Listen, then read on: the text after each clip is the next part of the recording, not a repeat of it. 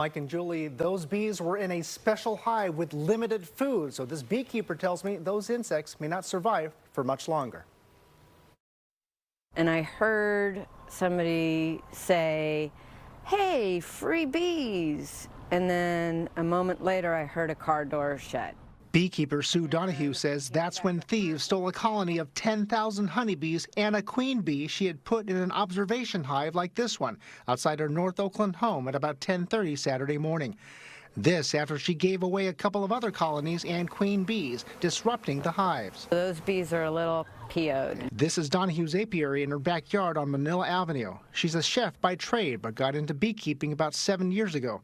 Once a month, Donahue sets up tables for the observation hive, a tasting table, and jars of honey to sell to neighbors and to teach kids about bees. And instead of showing them how bees behave in a hive, we were explaining to them about theft. These insects were not freebies, so to speak.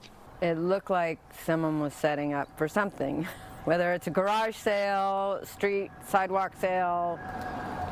There wasn't a free sign on it. She doesn't think these thieves know anything about beekeeping, so these bees might end up dying if they're not properly maintained. She says the thieves could potentially get stung if they open up the structure. She's frustrated that even bees aren't safe in Oakland. I just kind of think there's a loose permission structure and no consequences for any activity. This fake owl in place to scare off birds. Donahue never imagined she needed to scare off thieves.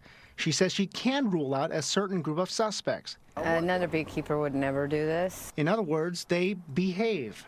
Neighbor Al Floor has had beehives in his yard. The fact that someone would take it it's just unfortunate. I wonder what's going through people's minds when they do something like that. The bees in Donahue's yard have access to food and water. The bees in that observation hive, less so. It'd be nice if they brought them back. Those bees don't have enough resources inside that observation hive to survive much longer.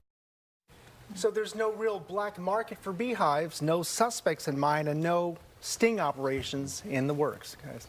So no real market for them, so we don't really know why they would want the bees. Right, other than maybe mistaking this hive outside for free stuff, but you know what? They got to be careful not to get stung, and who knows what they're going to do right now. Super unusual. Yeah. Very unusual. All right, Henry, thank you. Thanks, Henry.